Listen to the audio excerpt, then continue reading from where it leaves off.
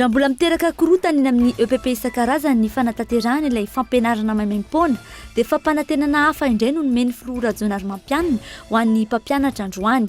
Hatsaraina ny tontolo fampianarana sy ny momba ireo mpampianatra. Nasain'ny filoham-pirenena teny Avoloha ireo mpampianatra miisa 4,000 nandray anjara tamin'izany fotoanandoha izany.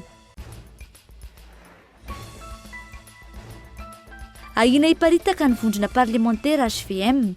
Député Mahery Ndimamroapolo ankehitriny no fantatra fa tsy miombon-kevitra loatra intsony amin'ny fomba fiasan'ireo tandapa akaiky ny filoham-pirenena toy ny ministra Paul Rabary sy Rivo Rakotovao. Ireto farany izay efa fantatra ihany koa fa tsy mifankahazo momba ny raharaha anatin'ny HVM ka miteraka fikorotanana eo amin'ny olona manodidina ny filoham-pirenena araka ny loharam-baovao samihafa nezahanay no hamarinina izany.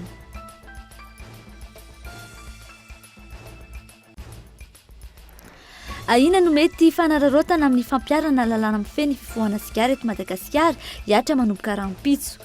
Tsy mbola misy famantarana amin'ireo toerana voakasika izany. Ny polisy munisipaly sy ny nasionaly no hitaky ny vola izay makany amin'ny kitapom-bola-panjakana raha ny fanazavana.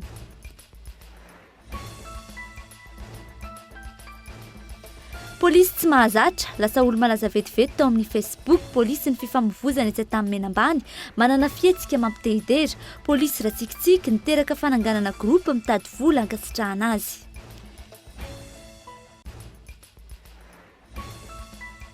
Azo farany, tafakatra 4,000 mahery ireo olona matin'ny Ebola araka ny taritra farany navoaka ny firenena mikambana miany fahasalamana.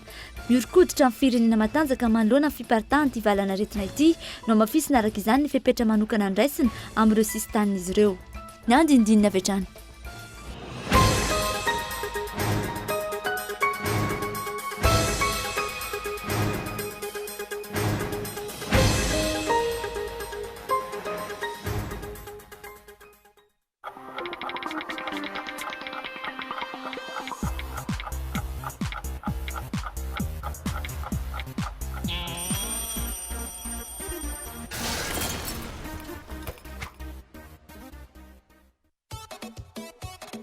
C'est tadiavinao, hitanao avokoa.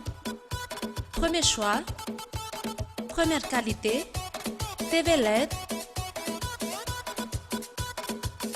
marque originale, subwoofer, synthétiseur, lecteur, sonorisation. Hitanao any magasin Baolay. Baolay ny tsara trano.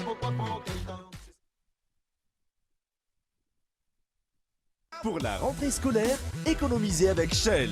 Du 15 septembre au 14 octobre, soyez les premiers à prendre du carburant et à partir de 50 000 arrières d'achat, vous obtiendrez un kit scolaire et un ticket pour participer à la tombola qui vous fera gagner une année scolaire gratuite pour votre enfant. Tous les jours, gagnez un ticket tombola pour un an de scolarité gratuite. Chaque samedi, en bonus, plus de 1000 kits scolaires à gagner.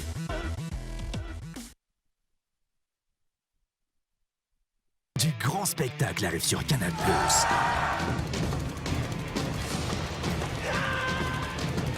La voilà! De qui s'agit-il? Mais qu'est-ce qu'ils ont, Jerry? Qu'est-ce qui se passe? Demain, je m'y tiens, je prends ma journée. Oh non, mais parce que j'ai tout négligé. Les films et les séries qu'on aime sont sur Canal+. Le décodeur est à 40 000 arrières seulement pour tout paiement par prélèvement bancaire.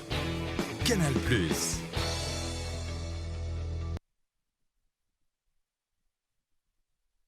Sous le haut patronage de son Excellence, Monsieur le Premier ministre, chef du gouvernement, Monsieur Roger Coul, les 10 et 11 octobre 2014, à la Chambre de commerce et de l'industrie d'Antananarivo, le ministre de l'Emploi, de l'Enseignement technique et de la formation professionnelle, Monsieur Horace Cassian, vous invite à participer aux assises pour un meilleur développement des compétences dans le secteur TIC. Prenez part aux 2 jours de débat, discutons et échangeons entre pairs et experts.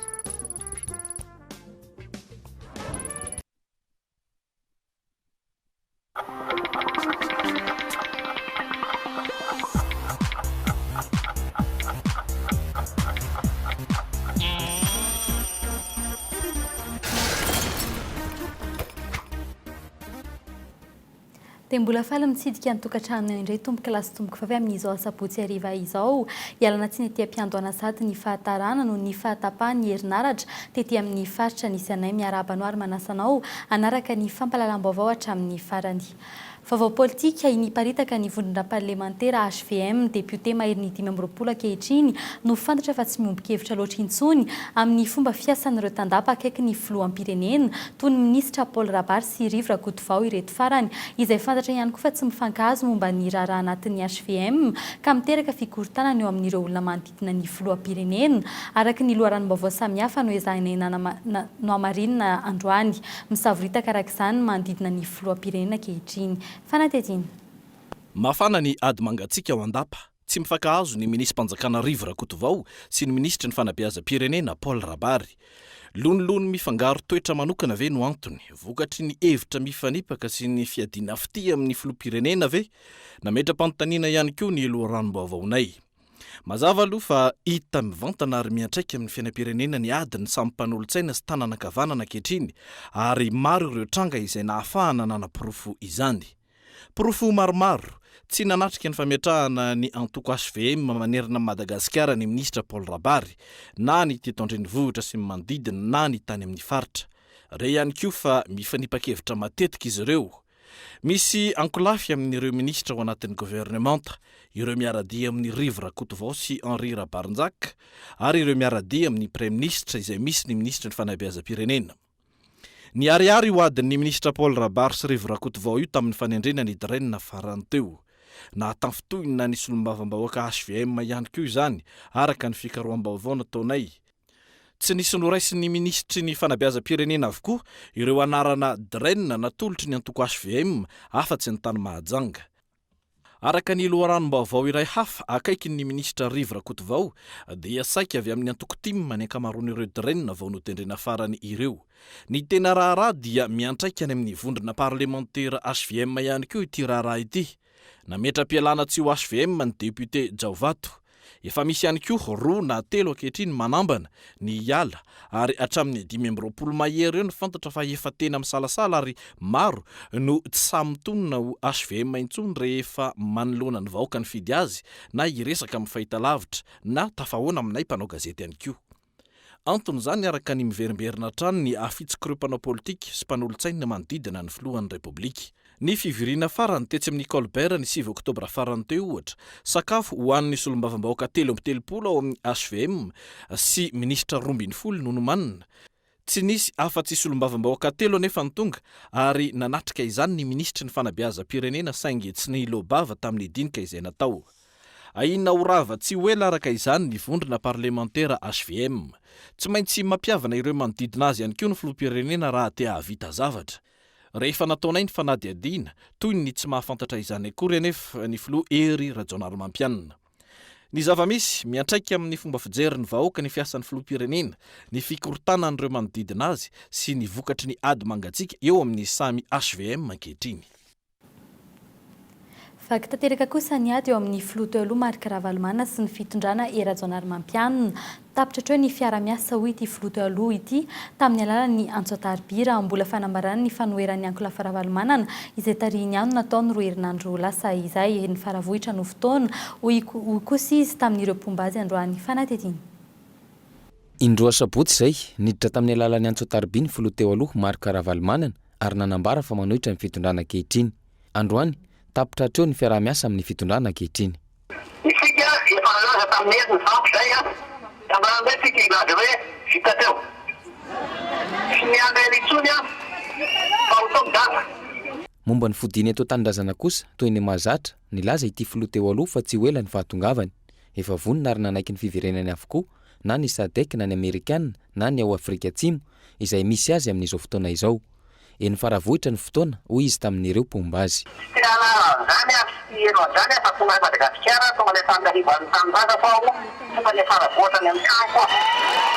Feno hipoka ny kianjany Magro tamin'ny ity anio ity. Tonga teny an-toerana ihany koa Lalao Ravalomanana. Hanao ahoana araka izany ireo solombavambahoaka ao amin'ny Ankolafy Ravalomanana. Hanao ahoana ny ministry ny fambolena izay tsy nanaraka ny baikon'ity filoha mpitarika azy ireo ity. fangatahana fanonerana avy amin'ny fitondram-panjakana no nangatahiny AV7 sarotra nefa mantanteraka izany amin'ny toetra raha misy ny firenena amin'izao fotoana izao na dia efa tafiditra ny amin'ny vola ampiasain'ny FFM aza io resaka fanonerana ny niaram-bola tamin'ny krizy io isan'ny antony angatahan'izy ireo ny akana ny fananan'ny filoha taloha Marc Ravalomanana anonerana azy ireo etsy ankilan'izay tsy mandany anonerana ny AV7 ny avy eo anivo ny Ankola Ravalomanana etsy amin'ny Magro 5 tsy amin'ny fananany fanadihadiana. Efa lalàna voarakitra tao anatin'ny tondrozotra ny fanonerana ireo olona niaram-bola tamin'ny 7 febroary 2024 na ny AV7 izany. Aleo azava ny toetra raha hoy kosa ny etsy amin'ny Magro manoloana izany. Izao aloha rehefa iny fanapaha-kevitry ny AV7 sika moa milaza hoe tany-tandalàna ty. Rehefa misy didy avoaka dia tsisy andahany didy zay avoaka. Anjarany fisarana sy ny tompony ndraiky mpanjakana mahefa no mandinika an'izany fanatanterahana an'izany tontolo izany. Fa izany fanaovana saisie fananan'olona zany misy procédure sy misy arahana zany. Isan'ny fampanantenana efa hatramin'ny tetezamita ny fanonerana ny olona niaram-bola tamin'ny krizy politika tamin'ny taona 2024. Efa 7 volana mahery nefa izao no nisian'ny mpitondra voafidy amin'izao repoblika faefatra izao. Tsy mbola nisy ny fanonerana ny AV7 hatreto. Mbola andalana vao andalam-pangatahana ny anao fanadihadiana ty an-toerana ihany koa ny fitsarana tsy Afrika Atsimo mikasika iny raharaha iny. Tsy mbola nisy ny didim-pitsarana saingy fangatahana ihany no nataon'ny AV7 amin'ny akanan'ny fananan'ny filoha teo aloha Ravalomanana Marc mba ho fanonerana azy ireo. Satria nangataka ny gouvernement avy Afrika Atsimo mba handefa olona aty Madagasikara hanao fanadihadiana momba ilay zavatra nitranga tamin'ny 7 volana febroary 2024 iny. Ary ny antony faharoa dia ny fitakiana fanampiana avy any amin'ny fanjakana mba ahafahana mampiatra an'ilay didy sy ny namirombotra an'ilay olona victime tamin'ny 7 février io. Izay indrindra ilay fangatahana natao maly hoe mangataka izay fanampiana avy any amin'ny fanjakana satria sarotra be ny fampiarana an'ilay didy izay didy efa tokony azo ampiarana misy onitra izy io ary tsy afaka ho ampiarana izy io raha tsy misy fanampiana avy any amin'ny fanjakana. Isam-bola miahaka ihany koa ireo rava fananana tamin'ny taona 2024 izay nitady fanonerana saingy tsy mbola mazava izany hatreto. Tsy hita mazava ny fahavonona fanjakana iroso amin'izany fanonerana izany. Ivadika lafim-baovao hafa kosa indray isika raha mbola miteraka korotana eny anivon'ireo EPP isan-karazany fantanterahany ilay hoe fampianarana maimaim-pona dia fampanantenana hafa indray no nomen'ny filoha Erajonary Mampianina ho an'ny mpampianatra androany hatsaraina ny tontolon'ny fampianarana sy ny momba ireo mpampianatra nasain'ny filoham-pirenena teny Avoloha ireo mpampianatra miisa 2,000 handray anjara tamin'izany fikoanan-doha izany. Fanatezina. Resaka politika kokoa no hitan'ny mpanara-baovao teny Avoloha noho ny hoe fanomezakasina ny fampianarana. Azo antoka fa manomboka eto, isy indray ny ira-palasa ny filoham-pirenena ankehitriny tahaka ireo filoha teo aloha izay samy nanana ny ira nampalaza azy teny anivo ny fiarahamonina teny. Raha ny hafaliana dia ohatra mbola te hira n'ilay hira teo aho hoe hafaliana foana.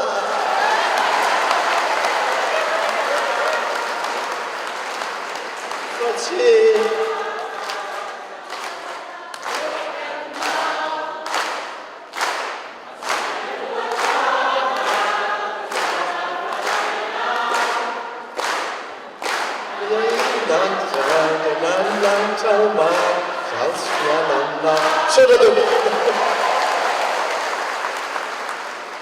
Ny ravina ve ny olona ny mpampianatra nandritra ny fionana tetsy Avoloha ity. Voasolo tena avokoa ireo taleparitry ny fanabeazana miisa 20 sy ireo Sisco 7 tamin'ity fionana tamin'ny filoham-pirenena. Nisy tamin'ireo mpampianatra no sambany vao niakatra andapa. Nandritra ny 15 minitra mahery teo, ny bahana tao anatin'ny laten'ny filoham-pirenena, ny fakana ny fon'ireo mpampianatra sy ny fizarana ny traikefany amin'ny mampampianatra azy, ny alohany na filoham-pirenena azy. Tsy tokony hanana akory ianareo satria mpampianatra no miresaka aminareo.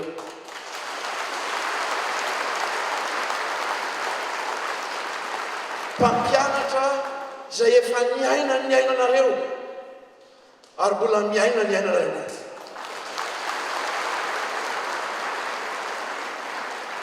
Raha ny fantatra tsy mbola nampianatra teny ambanivohitra na tany amin'ny EPP ny filoham-pirenena fa teny amin'ny ambaratonga ambony, saingy nisongadina kosa ny finiavany anome antoka ny mpampianatra fa tsy manao ambany zavatra azy ireo ny fanjakana ankehitriny. Ahiny ny mpanara-baovao ihany koa anefa ny fihetsika izay maneho fifangaroan'ny politika sy ny fampianarana. Ny fampianarana izay isan'ny be mpiasa-panjakana indrindra.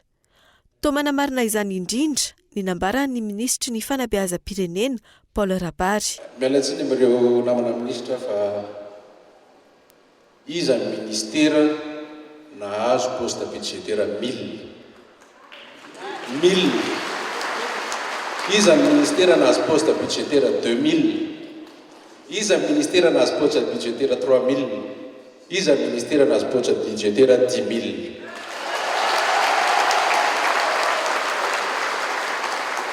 Indray mantsy tsy sapan'ny olona le izy. Sapan'ny olona le izy rehefa teny an'ohatra zao hoe 10 000 na 1000. Fa andana itsika ny amin'ny faritra misy atsitrany manontany amin'ireo ministera hoe mba firy ny poste budgétaire azonareo. Misaotra ny matofoloha fa dia manana ray aman-dreny tokoa izahay manana anao.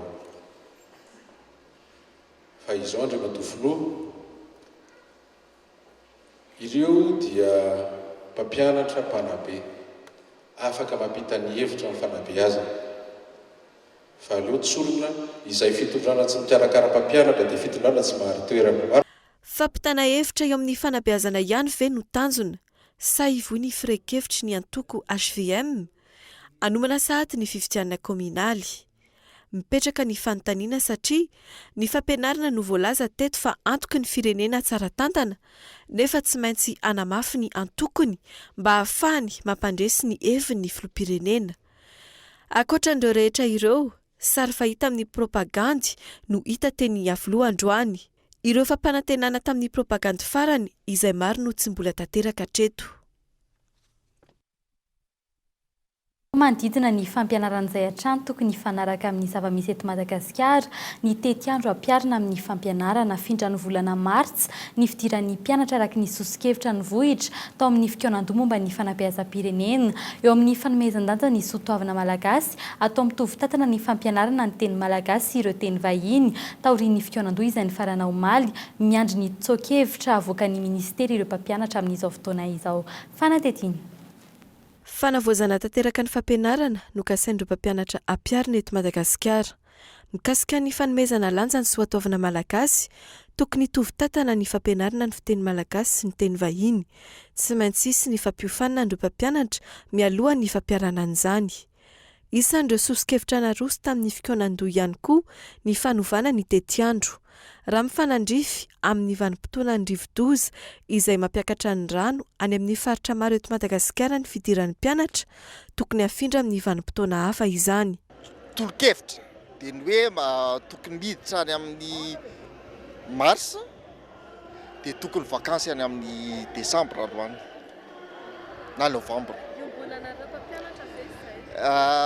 Sosikevitra amin'izany le izy fa betsaka ny ombon-kevitra amin'izay. Mikasika ny famahana ny olan'ireo mpampianatra FRAM, tsy mametraka olana intsony amin'ny fandraisana ireo mpampianatra miisa iray alina, ireo fikambanany ny mpampianatra FRAM raha toka 7 alina isany nangatahany teny am-piandohana.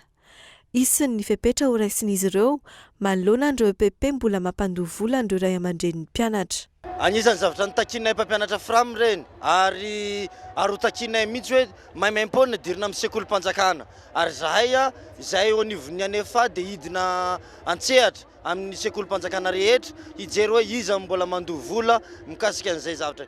Eo amin'izay olana sedran'ny mpampianatra FRAM izay ihany, tokony hisy ny fanatsarana eo amin'ny fitantanana ny vola omena an'ireo mpampianatra FRAM hialana amin'ny fahatarana ny fandoavana ny karaman'izy ireo. Maro moa ireo sosikevitra izay napiraka eteny toy ny hoe resaka fanatsarana eo amin'ny resaka fitantanana. Atao mangarahara daholo izany ny fijerevana an'ireo zavatra rehetrarehetra eny, fa tsoa ho atao fotsiny hoe alefa ilay fitantanana. Io manko matetika miteraka olana be da be mihitsy ho an'ilay mpampianatra FRAM eny anivon'ny sekoly. Mpampianatra FRAM miisa 4 no ndraisan'ny filoham-pirenena teny Iavoloha androany avy amin'ny Draina Cisco manerana ny Madagasikara izy ireo. Fa eo amin'ny pejy sosialy kosa indray ny polisy munisipaly sy nasionaly no hitaky ny vola amin'ny fampiarana lalàna amin'ny feny fifohana sigara manomboka raha ampitso isy ny fanomezana tapakila fanamarinana na reçu ho an'ireo izay mandoha vola rehefa tratra mivoaka sigara eny amin'ny toerana ivorian'ny olona vola izay makany amin'ny kitapom-bola mpanjakana raha ny fanazavana azo androany etsy ankilany anefa na efa nahemotra aza ny fampiarana io lalàna io hatreto tsy hitantaratra eny amin'ireo toerana iantefan'ilay lalàna ny fampahafantarana toy ny afisy ny marika amin'ny fahazoana mivoaka sigara. Michel Aranarzon. Manomboka raha ampitso alahady no hiatra ny sazy amin'ny fampiarana ny lalàna 7 raika amby folo sy dimanjato bara 3 sy 2 mifehy fifohana sigara eto Madagasikara raha toka ny 3 oktobra no tokony hanomboka izany. Raha tsy ahivina ny fanamafisana ny fampahafantarana ny antony na ny morana ny fampiarana ny lalàna. Ny tsikaritra nefa eny amin'ireo toerana voakasika ity lalàna ity toy ny eny amin'ny jardin public hatramin'ny androany tsy ahitana ny marika tahaka itony. Etsy ankilany raha ny fantatra ny polisy munisipaly sy nasionaly izay tsy fantatra hoe firy marina no anatanteraka ny fizavana sy apiatra ny lalàna. Fampiarana izy moa zany efa manomboka tsy kely mandalana fa mafy amin'izay zany izy manomboka atao anisan'ny grande sensibilisation atao zay iny fampiarana ny lalàna ty. Procès verbal ohatrany ianao voasazy amin'ny tomobile ka dia mandeha makany amin'ny toerana mandoa an'ilay vola dia makany amin'ny vola mpanjakana iny ka ohatra ny fisazia fanasazina amin'ny tomobile tsy manana papier ianao na olona tsy tokony hosazina mandoa vola ianao dia mahazo reçu ka. Ny procès verbal ngy no entinao andoavanao ny vola dia ianao mahazo quittance ara-dalàna ohatrany raha voaray ny volanao voaray ny fanjakana. Arak'izany tahaka ny sazy miatra amin'ny fiara manao adisoana mahazo procès verbal sy reçu ny olona izay tratra mivoaka sigara eny amin'ny toerana ivorian'ny olona. Makany amin'ny kitapom-bola mpanjakana kosa ny vola raha ny fanazavana azo. Mampametra-panontaniana nefa ny fahamarinan'izany. Raha tsy ahivina 520 ariary isaky ny sigara iray no alohan'ireo olona tratra mivoaka sigara eny amin'ireny toerana ivorian'ny olona ireny toy ny jardin public, ny toeram-piasana ary ny fiara fitateram-bahoaka. Ny faran'androany tamin'ny hetsika iray antsoina hoe Tobago hetsika hazakazaka ny fampahafantarana raha ny fanazavana azo ny anivon'ny commune Antananarivo renivohitra. Taorian'ny asa fanamboarana natao tamin'ny taona 2024 no avaozana ny fototra-avitrasa ao amin'ny pavillon Ismaël izay trano famelomanaina ao amin'ny centre hospitalier universitaire Mère Enfant tsara lalàna. Fandriana miisa 20 no hita ao amin'ny toerana io ka ny 4 amin'ireo ihany no andoavam-bola no toto-saina omaly ny fanokanana ny pavillon Ismaël. Fanadidina hoentin'ny sitraka Ravony Arsan. Nahitana fiakarana 400 ny tahan'ireo olona voan'ny soika tao anatin'ny 10 taona. Ireo ankizy latsaky ny 5 taona no tena marefo amin'izany. Mitana ny lohalarana trany ny aretin'ny tovam-pisefona amin'ireo aretina tsaboina eny amin'ireo hopitaly natokana ho an'ny zaza. Ho an'ny akamaroan'izy ireo, olana trany ny faharatsiany ny fototra-avitrasa. Ho an'ny centre hospitalier universitaire Mère et Enfant Tsaralalàna, taorian'ny nanorenana azy tamin'ny taona 420 sy 700 efa saika navozina avokoa ireo pavillon miisa 4 ao amin'izany hopitaly izany. Ny pavillon Ismaël izay trano famelomanaina ao amin'ny hopitaly io no nohatsaraina tamin'ny tindra mitoraka ity. Nanao peinture intérieure extérieure dia nanao rehetrarehetra travaux anatiny plomberie sy ny climatisation, jardin, aire de jeu. Nototosaina androany ny fanokanana ny pavillon Ismaël izay toerana famelomanaina ao amin'ity hopitaly mpanjakana ity. Fandriana miisa 20 no hita ao amin'izany, ny 4 amin'ireo ihany no andoavam-bola. Dia izay marary miditra ao ka mila miditra ao dia tonga dia ampidirina ao. Ça le payant zany izy. Yatsasa en même pas 4 limonja no payant anatin'izay 20 zay. Ankoatran'ireo mbola hisy ihany koa ny fananganana fototra-avitrasa vaovao ao amin'ny hopitaly io. Anomboka amin'ny taona 2010 sy 2020 ny asa raha ny vinavina. Raha ireo hopitaly mpanjakana hafa trano no mandray ireo zaza didiana, hihitatra ny fandraisana tanana nataon'ny hopitaly aorinan'izany. Tsikitsiky ilaina amin'ny fantanterana ny asa andavanandro. Tsy voatery halaza ratsy sy masika foana akory ny mpitandro ny filaminana mandamina ny fifamoivoizana eny amin'ny arabe eny efa andro vitsivitsy izay. Polisy iray no nalaza noho ny tambazotra ara-tsosialy noho izay tsikitsiky izay tsy misy tsy mahafantatra azy rehefa mpamilika mandalo eo an-tany mena ambany toerana fiasany matetika. Fanadidina hoentin'ny Zora Kotondrina. Raha tsikitsiky tsy izay no tena anaran'ity mpitandro filaminana ity saingy izay no nahafantaran'ny maro azy indrindra ao amin'ny tambazotra ara-tsosialy Facebook. Agent Venance no anarany hoy ireo mpiantsehatra amin'ny Facebook. Malaza noho ny mpanao politika ity polisiera ity ao amin'ny Facebook. Ny mampiavaka azy ny tsikitsiky mameno ny endriny rehefa miasa. Eto Tampimena no ahitana azy mandrindra ny fifamoivoizana matetika. Fa na inona ny nanaovana ny fanadihadiana tamin'ny fotoana tsy nahateto azy androany maraina. Nanontanianay mpanao gazety raha mba hitan'ny mpamily fiara izany na tsia. Fakasitrahana sy fantokafana avokoa ny ankabeazan'ny hevitra avoakan'ny olona momba ity mpitandro filaminana ity. Na ireo tsy manao internet aza dia mahafantatra ity polisy ity. Raha ny hita ato amin'ny page Facebook ity dia efa karazana antokon'olona maro no mivondrona mandefa hafatra ho fankasitrahana azy. Tsy fantatra kosa na manao Facebook na tsira tsikitsiky. Ny azo ambara dia hoe efa tena olo malaza ary malaza amin'ny tsara ity polisiera ity. Isan'ny hevitra mipoitra ato amin'ny Facebook ny hoe tokony alefa any amin'ny lehiben'ny fahafahampon'ny olom-pirenena amin'ny asa vitany amin'ny fandrindrana fifamoivoizana eto. Eo anivon'ny polisy-pirenena dia misy ny fanaraha-maso an'ireo polisy. Misy miasa tsara dia misy ny fankasitrahana azony. Ary izay miasa manao fahadisoana moa zany dia misy ny sazy miandry azy. Ho an'ireny polisy mendrika ireny zany dia ny lehibe no manao tatitra isaky ny ambaratonga ny eo anivon'ny polisy-pirenena amin'ny asa vitan'ilay olona. Dia tsy maintsy misy ny fankasitrahana atao amin'ireny rehefa tonga ny fotoan'andro na eo amin'ny laharam-boninahitra na eo amin'ny marim-poninahim-pirenena sy ny sisa. Na misava papie na mandrindra fifamoivoizana tena kasitrahan'ny tananarivo ity polisy ity. Raha tsikitsiky misy mikenikena nambatra izay fohy sy fanomezana omena ity polisy ity ireo mpiantsehatra ato amin'ny Facebook ankehitriny ho fankasitrahana azy. Ao ihany koa anefa ireo manany ihany hoe mbola hitsikitsiky ve izy raha alefeny tao sy ny tanjom-bato eny no miasa. Fa eo amin'ny tontolon'ny fanabeazana kosa dimampolo isanjaton'ny mpianatra eny amin'ny ambaratonga voalohany ho tsy mahafeny hitsipelina malagasy raha ny antontanisan'ny akademia malagasy mbola ilaina ny fanaovana soratononona na dikte ary ny teny reny ihany no teny tokony hoentina mampianatra ho ny mpanoratra iray etsy ankilany na eo aza ny fanatontolonana tsy atahorana ny ho avy ny teny malagasy ho ny filohan'ny akademia malagasy no totosaina androany ny famoahana ny vokatry ny fananana soratononona no tanterana ny 7 jona farany teo ny fanoratana ny teny paritra treto no mipetraka olana ho an'ireo mpandray anjara tamin'izany fanadihadiana.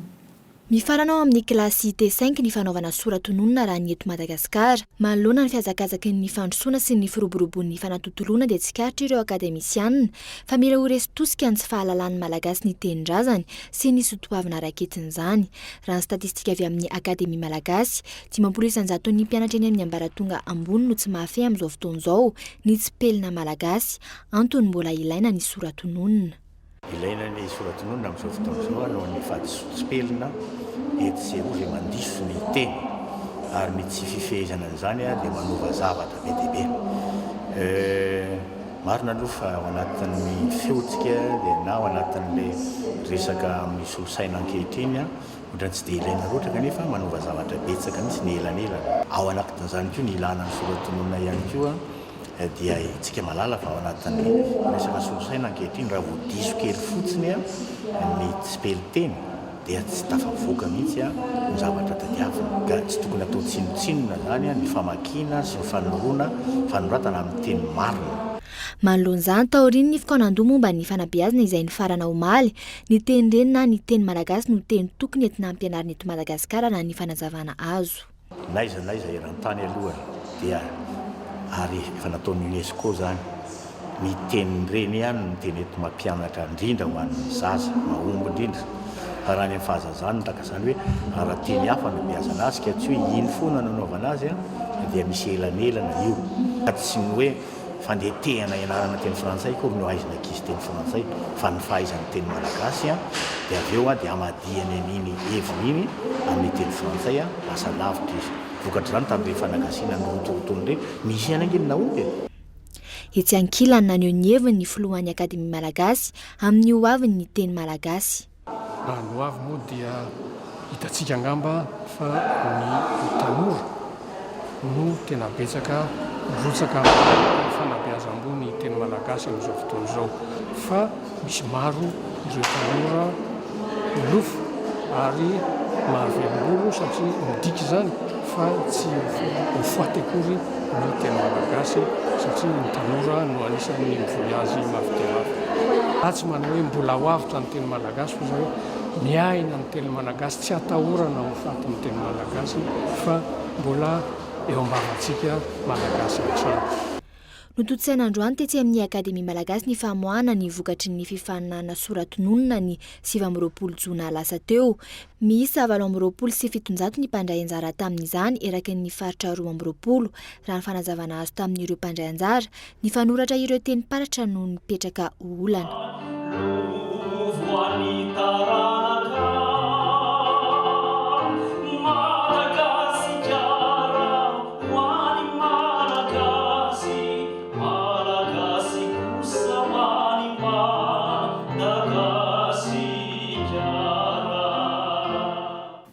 Fa eo amin'ny pejiny fanatanjahantena kosa indray niditra ny andro faharoa ny rally Sodirex izay nokarakarain'ny club Azatana dingana fahaefatra ho an'ity top lalaovana ity sady andiany faha-170 ho an'ny rally Tour de Tana hatreto mbola i Olivier no mitarika taoriny ny alan'ny Bomana andaharana omaly vokatry ny fiongotany kodiarana mitatry ny andindinin'izay Hakim. Niditra ny andro faharoa ny rally Azatana Sodirex dingana fahaefatra ho amin'ity top lalaovana ity sady andiany faha-170 ny rally Tour de Tana. Raha ny vokatra omaly zomazy ny spesial anankitelo dia ny fandibiasan'ny Olivier Siboma ny fanaovana tao scratch tamin'ireo spesial roa voalohany. Ary dia voatery ny alandara ny Boma nitondra mitso Evodis noho ny fahatapahan'ny Goujon izay nitarika fiongotany kodiarana ary dia namela ny Olivier hitarika na raha indity mitondra Subaru tsy ao ihany koa irivo mbola Subaru hatrany.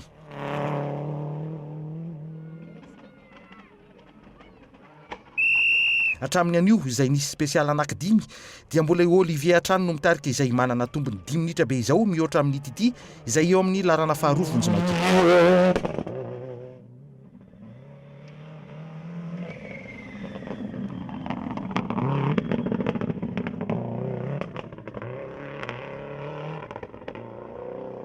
Eo amin'ny sokajy M12 dia Tina Remeka mitondra Subaru GC8 no mitarika ny lohan'ity sokajy ity ary any amin'ny larana fahaefatra no misy azy eo amin'ny filarana kapobean'ny vonjimaiky arahin'ny Fidy Anjeva izay mbola mitondra Subaru GC8 ihany koa. Izay eo amin'ny larana fahaenina. Ho an'ireo fiara motrice na ny omaly na ny androany dia mbola isitraka nesa mitondra Renault Clio RS no mitarika vonjimaiky. Izy izay voalohany ihany koa eo amin'ny sokajy M11 ary eo amin'ny larana fahadimy no misy azy aloha hatreto. Herizo kosa no faharoa eo amin'ity sokajy ity mbola Renault Clio RS hatrany. Any amin'ny larana fahavalo no misy azy eo amin'ny vokatra vonjimaiky. Ho an'ny sokajy M10 dia Yanis Pardon mitondra Citroën Saxo T4 no mitarika ny lohan'ity sokajy ity izay eo amin'ny larana fahafolo no misy azy aloha hatreto arahin'ny Dany mitondra Citroën Saxo VTS izay manaraka azy eo amin'ny larana faha 12.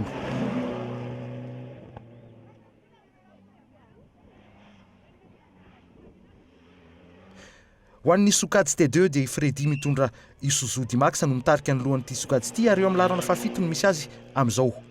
Iadza Danielson kosa ny faharoa izay mitondra Grutol Winger 5 larana fahasivy vonjimaiky. Marena fa mpifaninana 10 aloha hatreto no ny alandarana izay vokatry ny olana mekanika avokoa.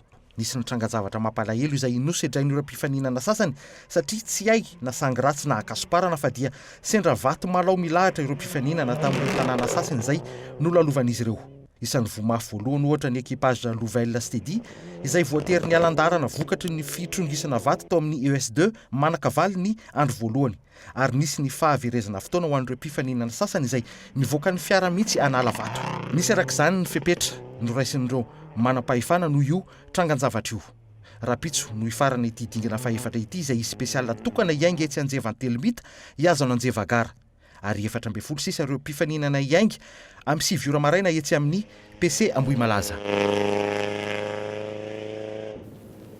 Fa eo amin'ny maresaka avy any ivelany kosa indray tafakatra 4,000 mahery ireo olona matin'ny Ebola araky ny tatitra farany navoaka ny firenena mikambana miany fahasalamana miorokoditra ny firenena matanjaka malona ny fiparitany ity valana retina ity no mafisina arak'izany ny fepetra manokana noraisina amin'ireo sistan'izy ireo fanadidina eo amin'ny sarin'ny France 24.